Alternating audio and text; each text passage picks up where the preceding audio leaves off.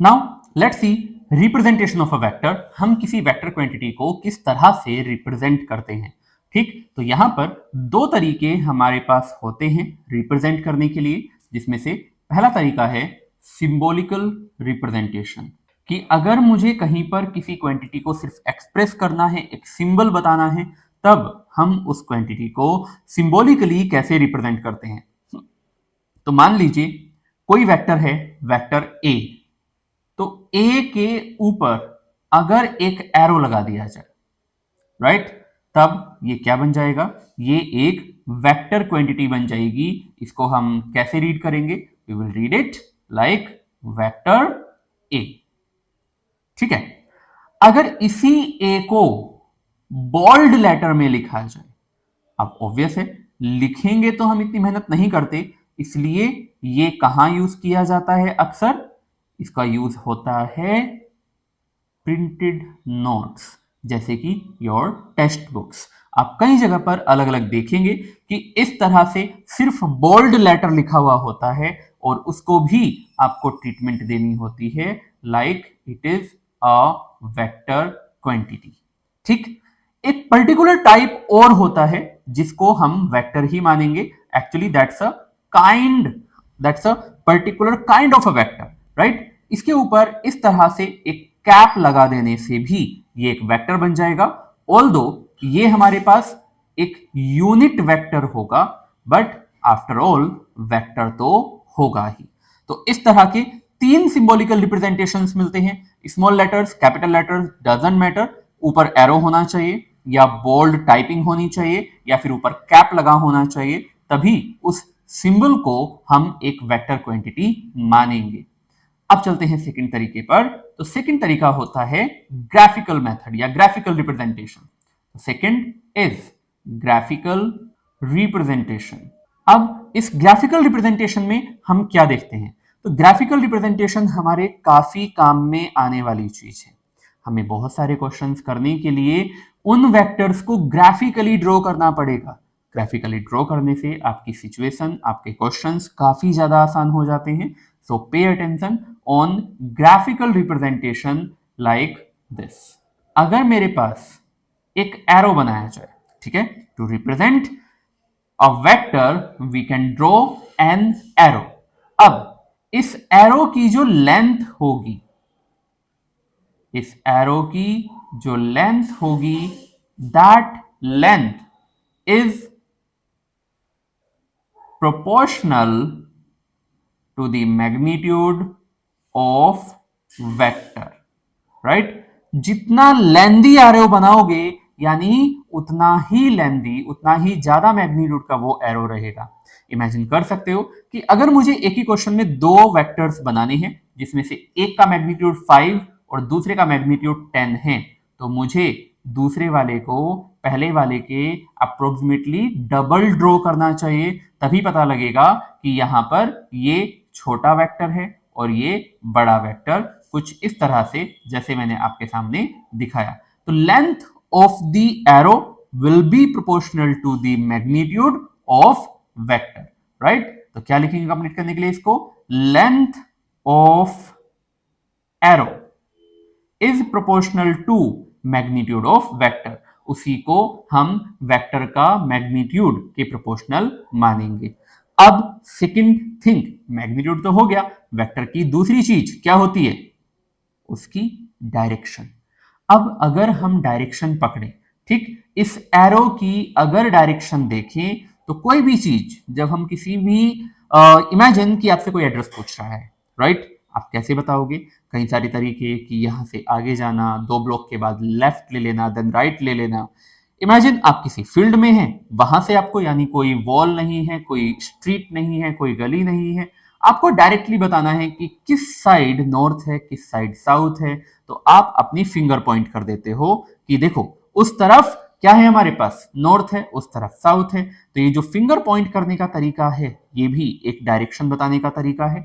तो ये जो एरो है, ये एरो जिस डायरेक्शन में बनाया गया है, that is the direction of that vector quantity.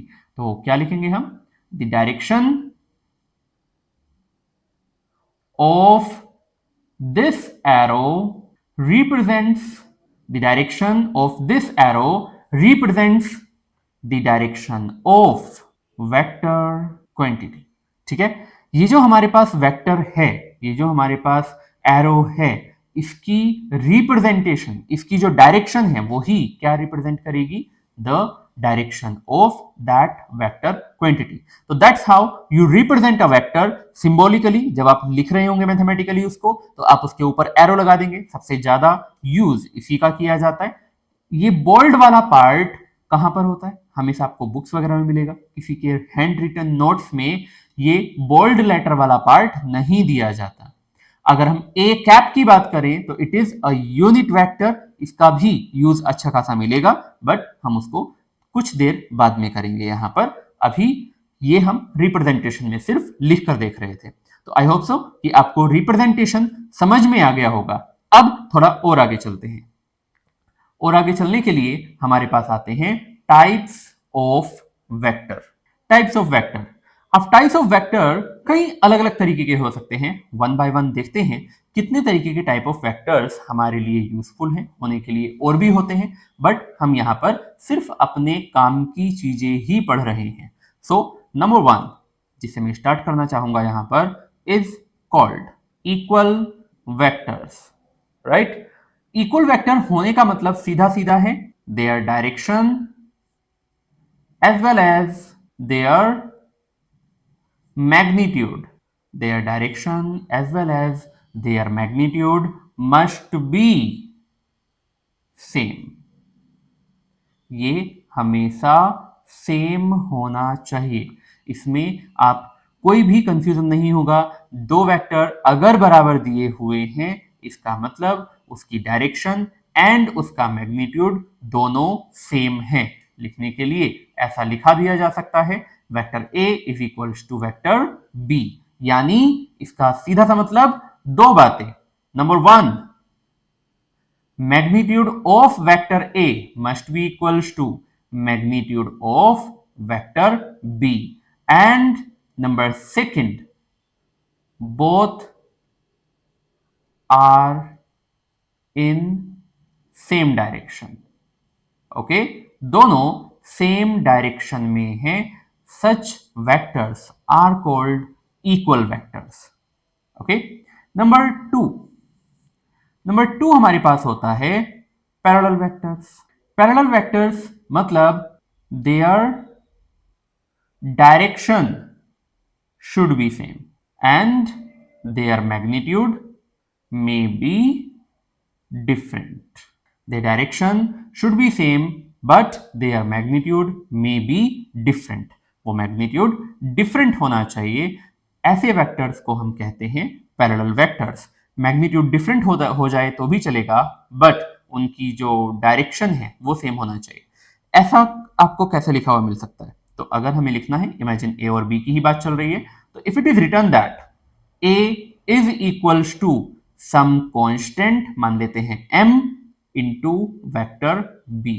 m क्या है यहां पर, any constant, just like a number, right, या फ्रैक्शन, कुछ भी हो सकता है। तो ऐसी कंडीशन में हमारे पास आ जाता है that a is equals to M B, और अगर m कोई भी एक कांस्टेंट है, चाहे वो कोई फ्रैक्शन हो या कोई इंटीजर हो, नेगेटिव भी पॉसिबल है, लेकिन यहां पर हम अगर पैरेलल यानी सेम डायरेक्शन की बात कर रहे हैं तो एनी कांस्टेंट, कैसा, एनी पॉजिटिव कांस्टेंट हम इसको लिखेंगे, क्योंकि अगर नेगेटिव हुआ तो डायरेक्शन अपोजिट हो जाएगी। तो एनी पॉजिटिव कांस्टेंट या नंबर या फ्रैक्शन, और तब ऐसी कंडीशन में a is parallel to b ऐसा माना जा सकता है। ठीक है, तो ये दोनों बहुत ही ज्यादा बेसिक हमारे पास टाइप थे वेक्टर्स के। नंबर थ्री, इसी का जस्ट अपोजिट रहेगा anti parallel vectors. Anti parallel vectors क्या होते हैं, तो anti parallel vectors simply which are opposite in their directions and their magnitude may be different. ठीक है, ऐसे वेक्टर्स को हम कहेंगे एंटी पैरेलल वेक्टर्स। इसका मतलब जो ऊपर वाली क्वांटिटी थी, अगर उसमें a is equals to, m की जगह पर कुछ और लिख लेते हैं, n लिख लेते हैं, n b, और क्या लिखा जाएगा, if n is any negative constant. ठीक है, कोई भी नेगेटिव कांस्टेंट अगर यहां पर रख दिया गया है, नेगेटिव कांस्टेंट अगर है, यानी उनकी डायरेक्शन एक दूसरे के अपोजिट हो जाएगी। तो ये हमारे पास तीसरा वेक्टर था। अब चलते हैं फोर्थ वेक्टर की तरफ, नंबर 4। नंबर 4 में हमारे पास आ जाएगा ऑपोजिट वेक्टर्स। ऑपोजिट वेक्टर्स क्या है? Opposite vectors basically which are opposite in their directions and their magnitude are equal। अगर दोनों एक दूसरे के अपोजिट हैं लेकिन मैग्नीट्यूड्स बराबर हैं, तब ऐसे वेक्टर को कहा जाता है अपोजिट वेक्टर। रिप्रेजेंट कैसे करोगे?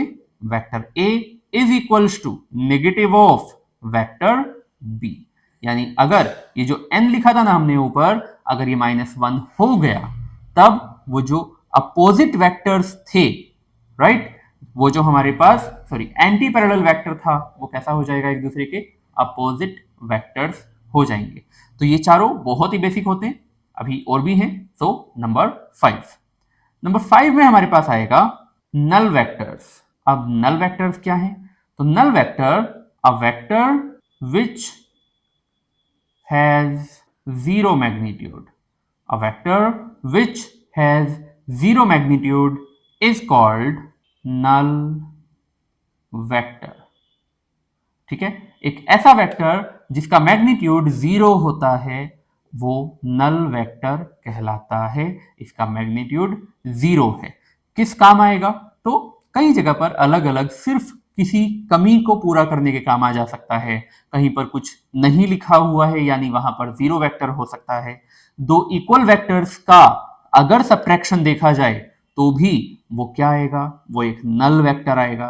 तो बस कुछ बेसिक कमियों के पूरा करने के काम आता है नल वेक्टर्स। ठीक है, अब अगला vector which is the most important in all of these is unit vector. ठीक है, एक ऐसा वेक्टर जो कि सबसे ज्यादा इंपॉर्टेंट है इज कॉल्ड यूनिट वेक्टर। इसको देखते हैं आगे।